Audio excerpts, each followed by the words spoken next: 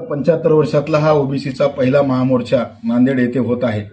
नांदेडमधला 60% OBC बांधव प्रचंड उत्सुक आहे या महामोर्चाला आणि सगळ्या बेड्या तोडून प्रस्थापितांचा दबाव झुगारून अफवांना बाजूला सारून पूर्ण सर्वसामान्य नांदेड जिल्ह्यातल्या शेकडो ओबीसी पोटजाती, मायक्रो ओबीसी, बलुतेदार, आलुतेदार सर्व बांधव प्रचंड लाखोच्या संख्येने 29 ऑक्टोबरला बुधवारी नांदेड येथे धडकणार आहे आणि निश्चित लाखोच्या संख्येनं हा मोर्चा होईल अशी आम्हाला खात्री आहे. प्रशासनाला आमची विनंती आहे की ओबीसी गोरगरीब समाज, आपलं कष्ट करणारा समाज पहिल्यांदा रस्त्यावर उतरतोय.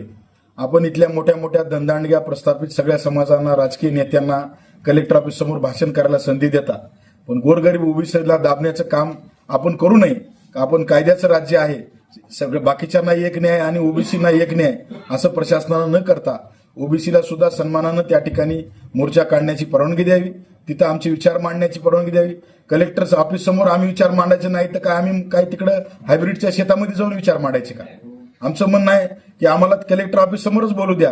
कलेक्टर साहेबाच्या कानामध्ये आमचा आवाज गेला पाहिजे, तर आमचा आवाज शासनाला जाईल. त्यामुळं ही चुकीची भावना प्रशासनाची आहे. त्यांनी सन्मानानं आम्हाला परवानगी द्यावी. किमान 3 लाखाच्या वर प्रशासनाचा आकडा आहे, पण आम्हाला वाटतं की 5 लाखापर्यंत ओबीसी बांधव यात सामील व्हावं. आपण ओबीसी नेता कसं म्हणावं? जे स्वतःच्या समाजाच्या मोर्चाला विरोध करतात हे ओबीसीचे होऊ शकत नाहीत. ते प्रस्थापिताचे एजंट किंवा प्रस्थापितांचे दलाल म्हणून त्यांना आपल्याला म्हणता येईल. म्हणून अशा लोकांपासून ओबीसीनी सावध राहावं.